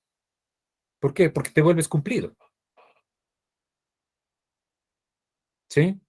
Y este indicador, ¿qué es lo que te mide? Desen cuenta y les pido que hagan este ejercicio. Eso lo hicimos en el sector maderero para que vean lo sensible que puede ser y a veces no nos damos cuenta. Aquí. Vamos a asumir o presumir de que tenemos solo 3 clientes. Vamos a tener 3 clientes. En el primer cliente, o sea, los empresarios decían que con un 60% de cumplimiento estaban bien. ¿Esto qué implica? Que si tienes 3 clientes, a 2 les cumples y a 1 no le cumples. ¿Sí? Entonces, ¿qué resulta? Que en el primer pedido le incumplo a este cliente, a los 2 le cumplo. En el siguiente pedido, a este cliente que le incumplí, le tengo que cumplir o si no lo voy a perder, porque así funcionamos. pero le tengo que incumplir a otro. Al tercer pedido, a los 2 que les incumplí antes, recién los estoy haciendo de a buenas, entonces les tengo que cumplir. En el lapso de 3 pedidos, les he incumplido a los 3 clientes. Y entonces, ¿qué pasa en la vida real? Llega un Diego Burbano y les ofrece el mismo producto. No hay fidelidad porque les has quedado mal. Entonces están tranquilamente, hacen la prueba de otro proveedor. ¿Sí? Pero nosotros consideramos que el 60% es lo correcto. Entonces, este índice, jóvenes, tiene que ser medido. Y les propongo que lo comiencen a medir. O sea, si tienes pedidos, pues comienza a medir a ver si estás cumpliendo. Ponte Marisela en tu negocio, ofrezco para tal hora, porque hay negocios que son más sensibles que otros. Si ofrezco para las 2 de la tarde, ¿estoy cumpliendo o no estoy cumpliendo? ¿Estoy cumpliendo o no estoy cumpliendo? Entonces, esa puede ser una propuesta de valor súper importante para el cliente. Porque si yo tengo una empresa de lavada de ropa y yo no le cumplo puntualmente, si le incumplo después de 1 hora, posiblemente ya no necesite la ropa. O sea, va la competencia que está en la otra cuadra. Ah, claro, o se va a la competencia. Pero ahí uno comienza a darse cuenta qué tan bien están, porque ¿saben qué es lo que mide este indicador? ¿Qué tan buenos somos internamente? ¿Qué tan buenos somos internamente? Entonces, si nosotros tenemos un índice de servicio al cliente muy bajo, o sea, significa que somos incumplidos, significa que lo primero que tenemos que hacer es revisar cómo estamos internamente. Porque cuando yo como empresario digo le voy a entregar en 30 días, significa porque yo pienso que somos capaces de entregar en 30 días. Pero si no le entrego, significa que alguien se demoró en la compra o en la producción, no hay una descoordinación o lo que sea. ¿O qué es lo que sucede? Y sucede muchas veces, que el de ventas ofrece la fecha que él cree y el de producción ni sabe. Otra vez, no hay una buena comunicación. Entonces, yo obligatoriamente tengo que medir el servicio al cliente. ¿Por qué? Entendido como entregado los pedidos completos y a tiempo. Porque eso me permite darme cuenta si eso está funcionando. ¿Sí? Si eso está funcionando. O sea, si tengo un índice de servicio al cliente muy bajo, ¿saben qué debemos hacer? No incrementar ventas, porque nos vamos a volver más incumplidos. Si yo tengo índice de servicio al cliente muy bajo, lo primero que tengo que hacer es revisar mis operaciones. Cómo está mi servicio de compra, cómo estamos produciendo en el caso de producción, todo para poder cumplir. Porque a veces la paradoja es que cuando yo le pregunto a un empresario cuál es su principal problema, me dice, ¿sabe qué? No estoy vendiendo mucho.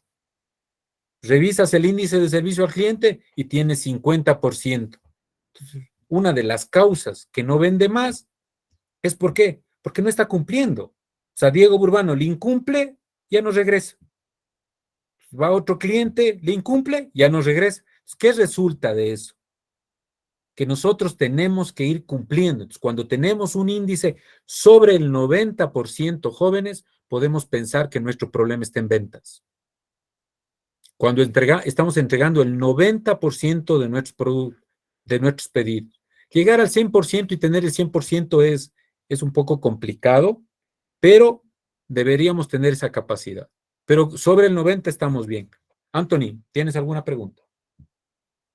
No, o sea, lo que iba a recalcar que, o sea, este problema tal cual lo podemos evidenciar lo que son en la cadena de comidas rápidas, donde ellos sí toman en cuenta lo que es el índice de atención al cliente. Bueno, yo trabajo en una de las cadenas de comida rápida y puedo decir que a base de eso, bueno, mi jefe regional ha evidenciado que, bueno, en mi local como tal, hay un problema de que ha aumentado la venta en lo que es la comida para servirse en el local, pero en cambio para el llevar han bajado un poco las ventas. Entonces, desde ahí, basándose en ese indicador, él ha metido presión en este caso para que los pedidos salgan lo más rápido posible.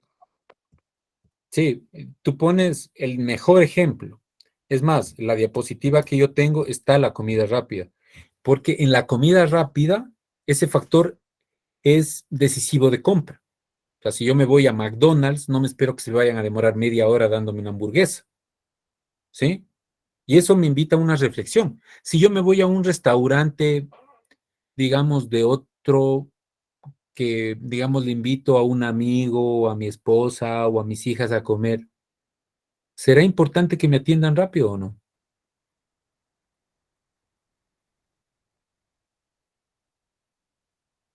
¿Qué dice? Que no, No. porque se supone que vas es a disfrutar el momento, más no solamente alimentarte. Qué buena respuesta, man. Y es así. Cuidado, el mismo indicador se ha utilizado para todos. Y soy el mismo Diego Burbano, ¿ah? O sea, yo, el Diego Burbano, que voy a McDonald's, ¿es por qué? Porque tengo 20 minutos para comer, porque tengo alguna actividad, entonces ahí pienso que no se demora. Al siguiente día, es el cumpleaños de mi hija, le invito a un restaurante, si me atienden a los 5 minutos, me enojo. ¿Por qué? Porque como bien dice Amanda, yo voy a disfrutar. Entonces, es un almuerzo de 2 horas. Entonces, no necesariamente lo uno tiene que ser para todo. Entonces, tengo que determinar qué es bueno para mi cliente y por qué es importante que yo lo atienda. ¿Sí? Y este índice en algunos sectores es más importante que otros. ¿Sí? Pero en términos generales para todos funciona y funciona muy bien. Yo les cuento, incluso jugando a este tema que habíamos hablado de la vaca morada, me acordé de una empresa. O sea, una empresa que vende, o vende hasta ahora, era una pequeña industria, verán, cuando comenzó a implementar este tipo de cosas eran 4 o 5 personas.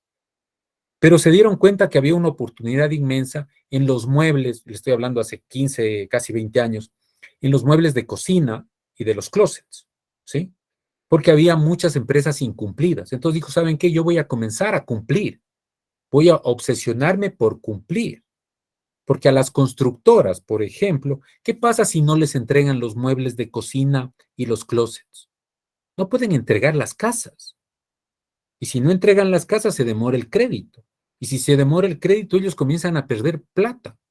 Entonces, si a mí me cuesta un poquito más los muebles, pero yo sé que son cumplidos, prefiero comprarles a esta empresa. Y esta empresa ahora tiene muchos más trabajadores.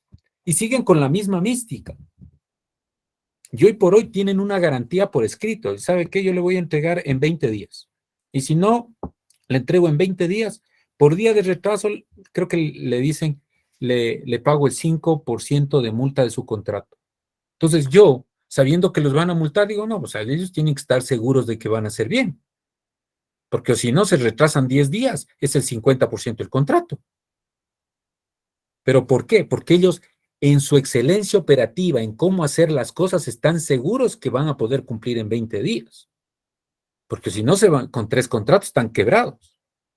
Pero vean cómo están manejando algo que es de entrega a tiempo, teniendo un premio en el precio y sabiendo de que, como lo decíamos al inicio, me buscan por bueno, no por barato, porque saben que voy a poder cumplir.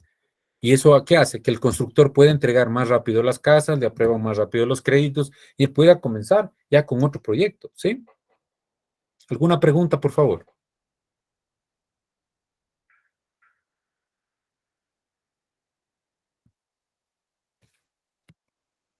¿Sí?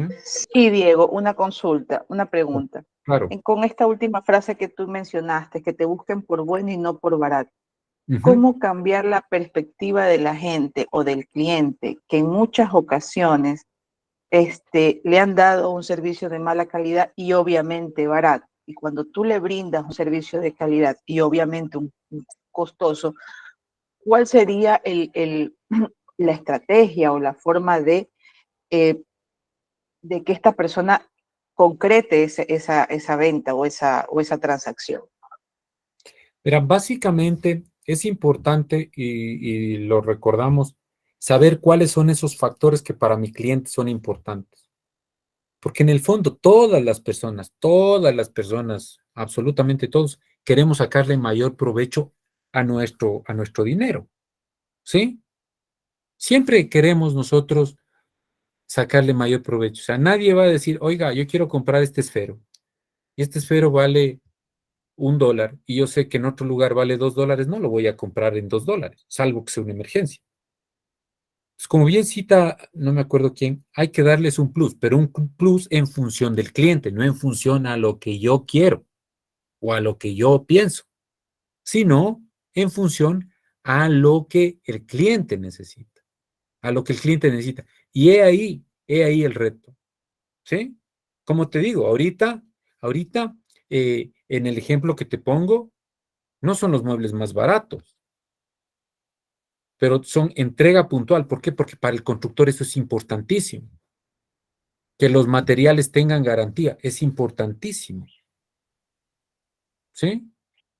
Me invento, se nos pueden ocurrir algunas ideas. Deberíamos, si tienes un ejemplo más particular, ver qué podemos hacer, ¿no? Pero de ahí, servicios complementarios, hay una oportunidad inmensa, inmensa. Yo te digo, yo por mi trabajo viajo a Medellín con alguna frecuencia. No sé si les conté, pero por ejemplo, el año anterior, mi hija pequeña era la primera vez que íbamos a Medellín. ¿Saben qué me dijo después de regresar de Medellín? Papi, vámonos a vivir allá. Le digo, ¿y por qué? Porque allá te tratan tan bonito, dice. Entonces son esas cosas que hacen un factor diferenciador. Y son pequeñas cosas, no son grandes inversiones. ¿Sí? Yo, si me permiten algo súper simple, llegamos a un hotel, por ejemplo, y mi hija pequeña en el tema de alimentación es súper complicada, ella no come cualquier cosa. Llegamos como a las 9 de la noche. Entonces le presentan la carta y mi hija de la carta dijo, no quiero nada. ¿Qué le hubieran dicho en otra parte? ¿Sabe qué, joven? ¿Hay eso o nada? ¿Sabe qué le dijo la persona que administraba el hotel? ¿Te gustan los hot dogs? Y le dijo, sí. ¿Sabes que acá hay uno muy bueno? Yo te lo voy a comprar. Y le fue y le compró y lo regresó. A mí me compraron en ese hotel. Porque algo que para mí, pucha, y ahora que llego de viaje, estoy cansado, pucha, y ahora de dónde, ¿qué hago? El Señor me lo solucionó. ¿Sí? Entonces son cosas pequeñas que tienen orientación a ver qué le agregan valor al cliente. ¿Sí? Yo tengo una consulta. Por favor. Sí, o sea, cuando generalmente hemos conversado de que hay que buscar no lo que uno cree que el cliente quiere, sino lo que en realidad el cliente está esperando. Por ejemplo, yo tuve un emprendimiento, pero lo tuve que cerrar porque lo empecé unos meses antes y después se vino la pandemia. ¿Emprendimiento de qué tenías, Karen? De ropa. Ujú. Ajá. Entonces, como dijo la compañera, siempre yo creo que, bueno, en el mercado que yo tuve, siempre la gente se iba más, no por la calidad o por el buen servicio que uno daba, sino más por el precio. O sea, siempre trataban de, por ejemplo, yo tenía una blusa y la vendía en $15 y generalmente decían, no, pero muy caro y todo, pero o sea, mi producto era un producto de calidad. Entonces, ¿cómo identificar lo que en sí la gente necesita? Porque yo puedo decir, voy a traer, por ejemplo, las cosas que están a la moda o que yo considero que es lo que va a tener más salida, pero ¿cómo hacer eso? ¿Cómo poder, en base a qué estrategia, cómo se hace eso de identificar lo que el cliente necesita? Verás, una es conversando con tus clientes. Lo importante ahí, desde mi óptica, es saber segmentar. Entonces, lo que pasa es que, por ejemplo, si me invento, yo decido o del análisis que he hecho, porque jóvenes, una cosa es el estudio, que lo hace uno en su casa, y otra ya es llegar al mercado. Entonces, lo que uno tiene que hacer es contrastar o hacer pilotos con cosas ya más reales. Si yo decido, por ejemplo, del estudio hecho, voy a traer Ferraris al Ecuador, y vienes y me lo vendes a Diego Burbán, dígame quién de ustedes no quiere tener un Ferrari, pero solo nos separan al menos unos $350,000. Entonces, si él me trata de vender a mí un Ferrari, no lo va a poder vender. Entonces, primero tengo que saber dónde está mi clientela. O sea, si alguien, hay gente que es mucho más sensible al precio que otros. ¿sí? Hay prendas, o sea, si ustedes pueden darse cuenta, hay prendas que son mucho más caras y las venden bien y en centros comerciales. ¿Por qué? Porque están atacando al segmento, o sea, segmentar es muy bueno y en ese segmento, saber cómo le comunico mi propuesta a esa clientela. Pero si tú quieres, a ver, me invento, ¿no? Voy a obviar marcas, pero hay una marca de muebles de madera que es exclusiva. Y hay otras muebles que venden los mismos muebles en un mercado. Si la gente me comienza a comparar los dos, o sea, llega alguien, voy a poner un almacén que se llama El Mueble Fino, y a mí me llega a decir alguien, oiga, pero si el mismo juego de comedor vale $200 en el mercado y usted por aquí me lo quiere vender en $2,000, no entiendo. Significa que yo, como en Muebles Fino, no estoy trasladando, comunicando adecuadamente el mensaje. Y eso puede estar pasando, por ejemplo, en vehículos. ¿Sí? O sea, si alguien que quiere comprar un Mercedes-Benz me dice, oiga, pero o sea, si el chinito vale la enésima parte que lo que vale un Mercedes, significa que esta marca no está transmitiendo lo que es. Si a mí me están comparando con quien no me tienen que comparar, significa que el problema es mío, porque el cliente no me está percibiendo como me tiene que percibir. Entonces, si yo voy a vender marcas exclusivas o productos, tengo que identificar primero a quién le voy a vender y después a ese segmento saber qué son los factores decisivos de compra para ellos. En el caso de las mujeres, por ejemplo, la moda, la exclusividad. ¿Sí? El modelo, por ejemplo, se me ocurre solo por citar un tema, el de Zara. Yo conocí a Zara hace 20 años, un poco más, en Costa Rica cuando estudié en el INCAE. ¿Qué resulta? Que cuando uno iba, ahora quizás se han hecho un poco más masivas, cuando uno iba a Zara, tenías 3 o 4 cositas. Entonces ellos venden un poco el tema de la escasez. O sea, sabes que este pantalón es bonito, pero hay 4. Uno va a Lee y encuentras una torre de este tamaño. Yo puedo darme el lujo de regresar en un mes y encuentro la misma torre. Si yo busco algo exclusivo y encuentro 4 cosas, ¿qué te van a decir? Vea, si usted regresa en una semana, de pronto ya no hay. Cómprelo ahora. Y eso funciona en algunas industrias. Entonces es un poco ir trabajando cuál es ese factor diferenciador que a mí como cliente me interesa.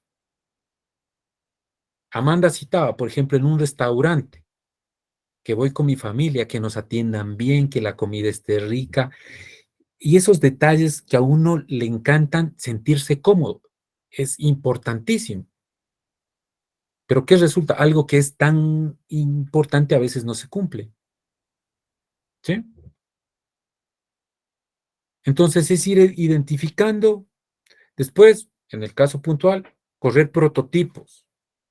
En el caso maderero, a veces hay diseñadores que te dicen, ¿sabes qué? O en el caso de ropa, esto va a ser un boom. No hay producciones o no hay que importar o no hay que traer un montón de cosas, sino cantidades pequeñas para ponerlas a prueba en el mercado ya. A ver si el mercado le gusta, no le gusta, qué opina, qué no opina en el precio, porque en un estudio todos te quieren comprar. No, sí, el rato que le traes, no, muy caro. Y entonces hay que tener cuidado. Por ejemplo, en el caso del Ferrari, ¿no? Todos vamos a asumir que todos quisiéramos tener un Ferrari. Honestamente, yo no quisiera tener un Ferrari, soy feliz con el carro que tengo.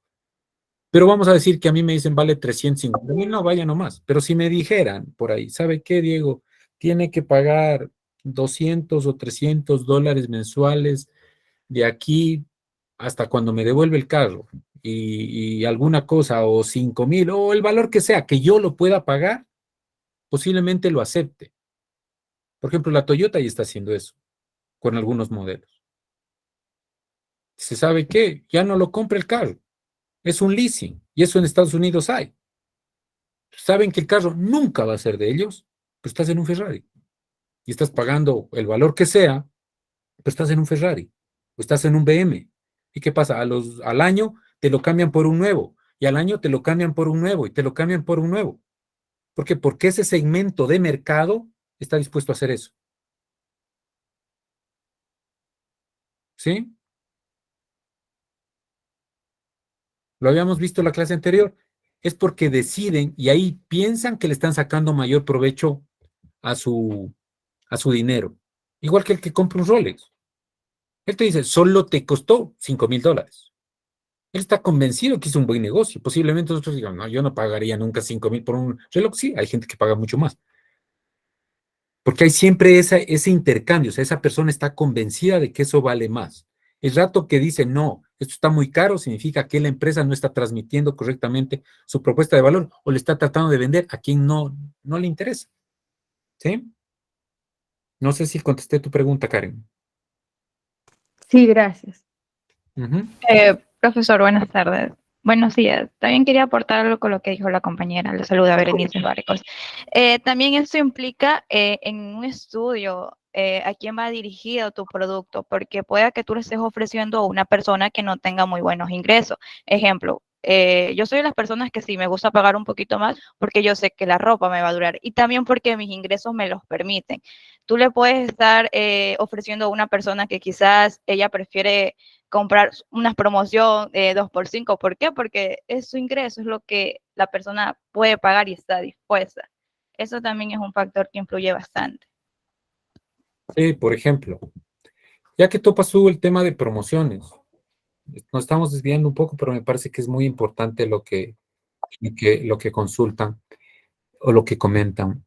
Por ejemplo, verán, yo estoy prohibido de esas promociones 2x1, 3x1. No, porque acuérdense que el cliente o el ser humano se comporta como tú le transmites. Cuando le dices 20% de descuento, 30% de descuento, ¿qué significa? Que la gente va a ir donde hay descuentos. Cuando yo voy a comprar un Mercedes-Benz, dése una vuelta. Dígale, ¿sabe qué? Le voy a comprar el Mercedes-Benz al contado. ¿Hay algún descuento? No, ninguno. Pero le voy a pagar el contado. No, ninguno. O vayan a comprar un Toyota.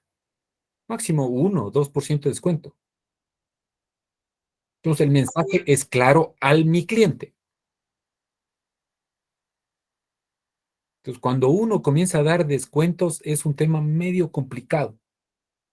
Porque saben qué es lo que hacen los descuentos que aumentan el consumo, pero no, o sea, aumentan la demanda, pero no necesariamente el consumo. O sea, yo me sobreestoqueo, lo que habíamos visto, no sé si vimos la clase anterior, sobre la pasta de dientes. ¿Vimos eso? ¿Vimos o no? No. Por ejemplo, es un ejemplo súper famoso. Una pasta de dientes tenía problemas, dice Ana del Rocío Zambrano que sí. Sí, mencionó sobre una marca de la pasta de dientes, los que se conocen. Por ejemplo, Colgate, algo así fue. Colgate que se nombraba, y hay otras marcas que no se conocen, que no se pueden seguir. Algo escuché. Porque verán, bueno, les voy a repetir muy brevemente, no recuerdo si Buenos días, disculpe. Sí, lo mencioné, no, más bien muchas gracias. O sea, una pasta de dientes tenían un sobreinventario. ¿Cómo salen del sobreinventario? Diciendo, ¿la lógica qué es? Pongan en promociones.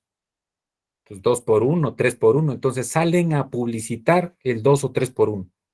Uno va a los supermercados y encuentra en promoción 2x1, 3x1, compra. ¿Sí? ¿Qué haces con esas pastas dentales? Las guardas. Vuelves a ir al siguiente mes al supermercado y como ellos ya bajaron sus inventarios, ¿qué hacen? Quitan la promoción y ponen a precios reales. Pasas por ahí y ves el precio de la pasta. Inmediatamente, ¿qué te acuerdas? Que tienes guardado en tu casa 2 o 3 pastas dentales. No compras y te vas. ¿Qué pasa con el inventario de estas empresas? Vuelven a crecer. Como vuelven a crecer, vuelven a lanzar inventarios, promociones. 2x1, 3x1. Entonces tú al siguiente mes regresas y dices, ya he estado de promoción, voy a aprovechar la promoción y compras. ¿Sí se dan cuenta lo perverso que puede llegar a ser eso? Entonces, esta empresa contrataron a Goldratt, que fue el creador de TOC, o alguien vinculado a ellos, no recuerdo exactamente ya. ¿Y qué dice? ¿Sabes qué? La única manera de que estos inventarios se disminuyen es aumentando el consumo. Que la gente se lave más veces al día los dientes o que consuma más pasta. ¿Sabes qué hicieron? Aumentaron el agujero por donde sale la pasta de dientes. Es una genialidad. Porque si te aumentan unos 2 milímetros el agujero de la pasta de dientes, nadie va a decir, oye, este huequito está más grande. No. Pero estás consumiendo seguramente un 20% más de producto. ¿Sí? Entonces es así como uno tiene que funcionar. Entonces, no a las promociones, sí buscar mecanismos que motiven la compra. ¿Sí? Mecanismos que motiven la compra. Bueno, vamos a continuar porque estamos un poquito contra el tiempo y les quiero indicar lo de teoría de restricciones. Ahora sí. Ya lo hemos venido conversando, simplemente es un poco para... ¿Están viendo mi pantalla? Sí, se ven. ¿Sí? Sí. Un poco para irnos organizando, ¿no es cierto? Entonces, en el tema de teoría de restricciones, ¿cuál es el objetivo de una empresa? ¿Cuál es su meta? Ya hemos conversado. ¿Qué me dice? Generar utilidades. Exactamente. Pero si ustedes se ponen a ver muchos indicadores que tienen las empresas o cuando uno conversa con gente vinculada, dice mayor calidad, producir productos, dar empleo, ser eficiente. Todas estas no son las razones fundamentales de escuela. La meta de las empresas no sería ser líderes del mercado. No necesariamente, verás, porque a veces para poder ser líder, ya no necesariamente puede ser rentables, ¿no? Entonces, el tema fundamental tiene que ver con las utilidades, pero las utilidades no solo en el presente, sino en el futuro. Porque yo, si soy cortoplacista, podría pensar en dar productos de no tan buena calidad, sacrificando materias primas para hacer productos y el cliente no me vuelva a comprar. Entonces, pensar en utilidades, pero no en el corto plazo, sino en el corto, mediano y en el largo plazo. ¿Sí? Y así lo tenemos contento tanto a los empleados como a los clientes. Eso es fundamental por todo lo que hemos conversado. ¿Sí? ¿Qué es TOCO teoría de restricciones? Es una herramienta de mejoramiento sistémico. Es vista la empresa como un sistema, no como un tema aislado. Y analiza a las organizaciones de una manera holística y ayuda a alcanzar su meta. He puesto esta foto porque cuando el doctor Goldratt, que fue su creador, le dijeron, doctor, quisiéramos que en una palabra nos diga qué es TOC. El doctor Goldratt les dijo, enfoque. Y los pequeños, medianos, incluso los grandes empresarios, el principal problema que tienen es de enfoque. Pensamos en 10,000 prioridades. No, una. Y es por eso que cuello de botella es un término que por lo general sí se ha oído. Pero ¿saben qué? Es un término que muchas veces se ha desgastado. Porque alguien habla de cuellos de botella. Por concepto, la restricción o cuello de botella en una organización es una, no hay varias. Por lo que decía el doctor Goldratt, enfoque. Cuando yo digo hay 4 restricciones, ya se fregó todo. Yo tengo que tener la capacidad de enfocarme. ¿Dónde está el problema? Y es uno solo. El doctor Goldar era físico. ¿Sí? Entonces, ¿qué significa? Un problema complejo lo tenemos que simplificar y buscar las causas raíces. Y las causas raíces de cualquier problema, por más complejo que sea, son pocas, jóvenes. Lo que pasa es que muchas veces analizamos en la epidermis y no profundizamos cuáles son las verdaderas causas. Entonces, atendemos y damos soluciones parches.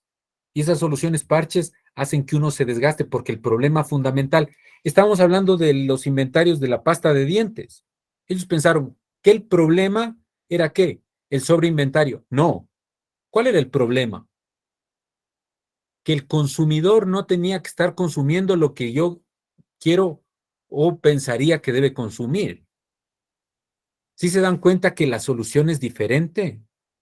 Entonces, cuando yo digo, el problema es sobreinventario, perfecto, la solución facilita, 2x1, 3x1, auméntame el consumo, auméntame las ventas en el corto plazo, y listo.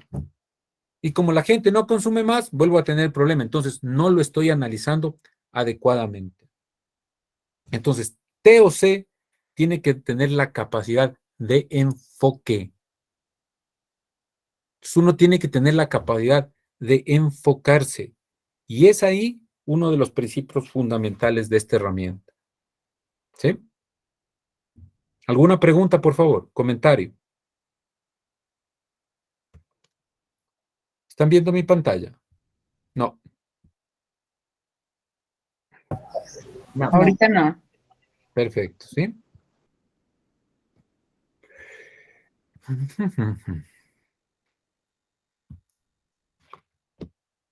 ¿Sí? Entonces, otro tema fundamental con lo de teoría de restricciones es el flujo. Es el flujo. Entonces, una vez que nos enfocamos, lo que tenemos que cuidar es que las cosas fluyan. Fluyan. Los flujos en las organizaciones a veces es como el tráfico. Las personas que administramos las organizaciones a veces le ponemos más vehículos o más recursos al flujo. Eso hace que se vuelva todo caótico. No sé si en Guayaquil pasa, pero en Quito es así. Entonces, uno tiene que cuidar el flujo. Y he ahí uno de los temas fundamentales. En la película se ve, aquí están ustedes viendo un ejemplo, y la meta, en el caso de las empresas, es que todos lleguen. Todos lleguen. No me importa si llega primero la Pantera Rosa o cualquiera de ellos. Todos tienen que llegar. Entonces, si quiero que todos lleguen, ¿qué tengo que hacer? Que el más lento pueda ir más rápido. Y eso se ve en la película con Herbie, ¿verdad? Sí, con el ejemplo de los niñitos también, con los niñitos que van caminando. Exactamente. Entonces, vamos a considerar que una empresa es como una tubería. ¿Sí? Entonces, este es el flujo que tenemos. Si ustedes ven, al final hay un tubo azul. Esta es la cantidad de recursos que pueden salir, vamos a poner de productos que pueden salir de una empresa. Al inicio vamos a trabajar en producción, porque creo que es más fácil de entenderlo. Después podemos ir variando a servicios, no hay ningún problema. Pero por los tubos que existen, habrá tubos de mayor capacidad, otros de menor capacidad. Pero el sistema, un sistema entendido como una empresa, la capacidad de salida va a ser dada por el tubo más pequeño. ¿Sí? Y es ahí donde nosotros nos tenemos que enfocar. En el caso productivo, es la maquinaria de menor capacidad. Pero yo veo en muchas empresas que a todas las máquinas las monitorean. No deberían monitorear a todas, sino a la más pequeña. Y ahí una de las cosas que cuida el flujo. ¿Sí? ¿Por qué? Porque si en la más pequeña, por ejemplo, en un tubo de mayor capacidad, se queda una piedra, ¿será el mismo impacto que en el tubo más grueso? ¿O no? No, porque el más ancho tiene el espacio más grande donde la piedra puede ceder. En cambio, en el pequeño no. Exactamente. Miren qué interesante. O sea, si yo tengo un tubo de menor capacidad, la misma piedra, que es el mismo problema. O sea, en un tubo más grande está la piedra. No pasa nada. Pero esa misma piedrita, en un tubo más pequeño, me genera un problema. Y peor ser la restricción, porque no va a dejar que fluya, porque está la piedra. Entonces, un problema en una máquina, si es en la restricción, puede ser terrible, porque me disminuye la capacidad, porque no va a poder pasar la cantidad de recursos necesaria. Y eso es el tema de cómo funciona teoría de restricciones en producción. ¿Sí? Hay 5, quiero que por favor me regalen unos minutitos adicionales, estamos casi a la hora. Hay 5 pasos fundamentales en teoría de restricciones, que son los pasos de focalización que se ve muy bien en el video, ¿no es cierto? El primero significa que identificar a la restricción. La restricción, por lo general, son máquinas, son políticas. Yo considero que la gente no es restricción. Hay unos tratadistas que dicen, sí, la gente puede ser restricción. Yo creo que no. Porque a veces a la gente, si está en un lugar no adecuado, pues definitivamente no da lo mejor. Entonces hay que saberlos ubicar adecuadamente. Pero una máquina sí puede ser una restricción. Entonces, identificar la restricción. ¿Sí? ¿Cuál es el segundo paso? ¿Quién me dice? Aprovechar todos los recursos. Aprovechar a la restricción, ¿no es cierto? Entonces, una vez que la identifico, hago que ese tubito, el de menor capacidad, trabaje al 100%. Pero cuando yo veo todo igual, no sé a dónde apuntarle, entonces ahí hay falta de enfoque. Tenemos que, ¿qué? Enfocarnos en esa máquina que tiene menor capacidad. Y en esa máquina tenemos que aprovecharlo al máximo. ¿Qué podemos hacer? Por ejemplo, esa máquina no puede parar ni para almorzar. En muchas plantas, no sé si alguno de ustedes trabaja en una empresa productiva, muchas plantas, sobre todo las pequeñas, para la hora de almorzar, se para toda la planta y todos se van a almorzar. No tiene sentido. Deberíamos esa máquina que siga trabajando. Hay empresas que cogen y si hacen horas extras en toda la planta. Es innecesario. Deberíamos hacer horas extras únicamente en la restricción, porque el resto de tubos tienen mayor capacidad y podrían trabajar y recuperar el tiempo en la restricción. ¿Sí? El tercer paso tiene que ver mucho con que todo fluya. Ese es flujo. No todas las máquinas deben trabajar al 100% de su capacidad, porque eso hace generar tráfico, complica la producción. Deberíamos producir lo mismo que produce la restricción. ¿Sí? El cuarto paso tiene que ver con elevar la restricción. Ahí sí es comprar otra máquina. Y el quinto paso tiene que ver con volver al paso 1. Este es un círculo continuo. ¿Sí?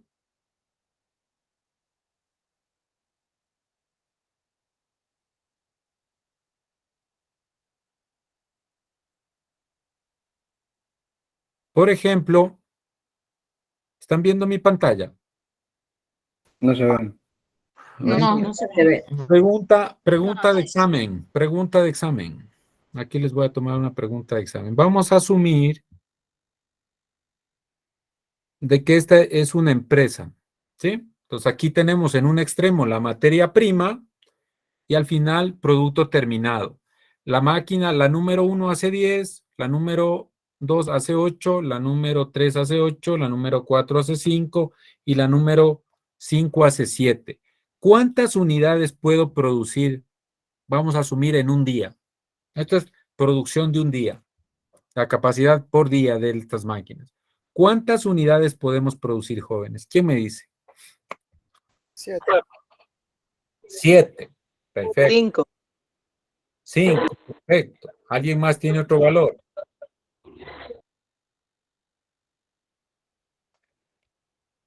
5 es la respuesta correcta, jóvenes. Pero ¿qué pasa en la vida real?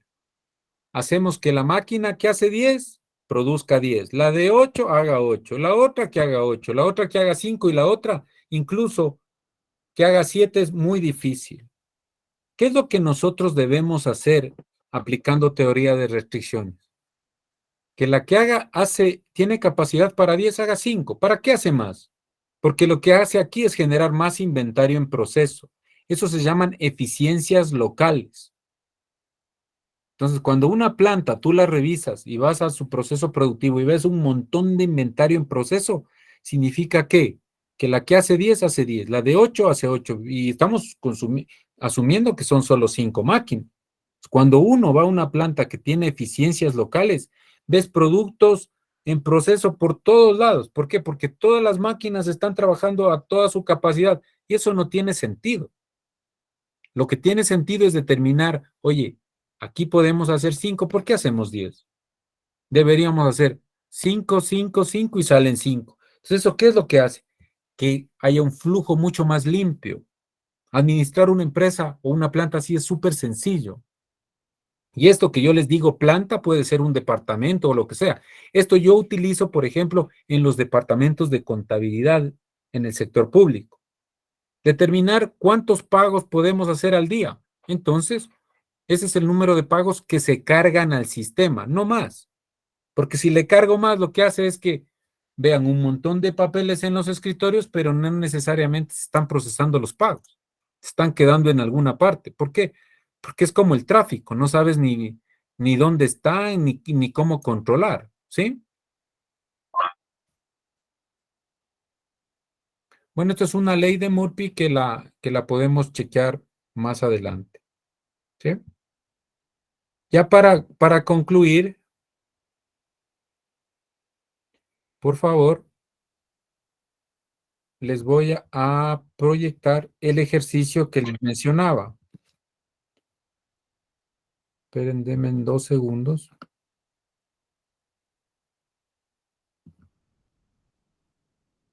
Ujú. No se vayan, por favor.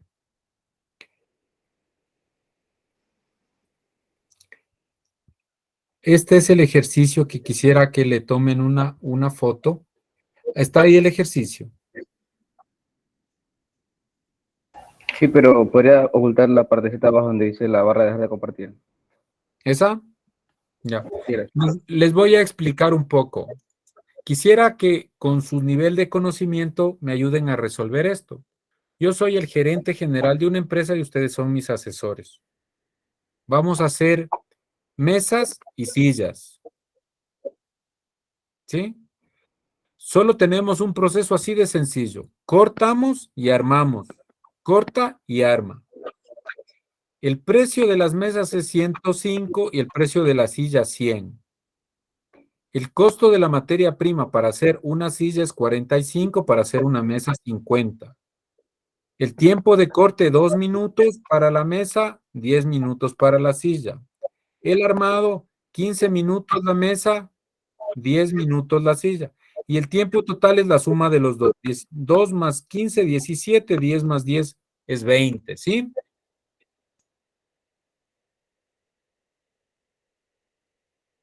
Otros datos adicionales. Cada operación tiene un operario que trabaja 8 horas al día por 5 días a la semana, tiene 2,400 minutos a la semana. ¿Qué quiero decir con esto? En corte tienes 2,400 minutos y en armado tienes 2,400 minutos. Tienes un operario en cada máquina. Los gastos operativos de la empresa son 10,500 a la semana. ¿Qué es lo que yo les pregunto a ustedes como mis asesores? Díganme, ¿cuál es el mix de producción? O sea, ¿Cuántas sillas y cuántas mesas tengo que hacer para generar la mayor utilidad posible? ¿Sí?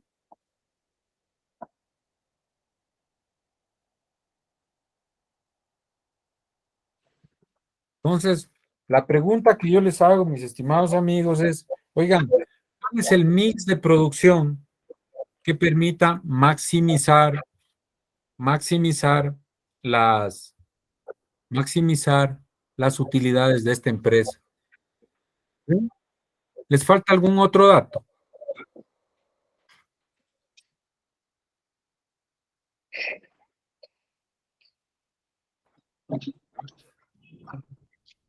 Bueno, entiendo que no les hace falta ningún otro dato. Me disculpan por haberme pasado estos 8 minutitos, pero nos demoramos un poco en ingresar. Si tienen algún comentario o sugerencia, por favor, háganmelo saber en este momento. Y si alguien quiere quedarse unos minutos después para conversar de algún tema puntual, con muchísimo gusto, ¿sí? Yo les agradezco muchísimo y nos estamos viendo el próximo.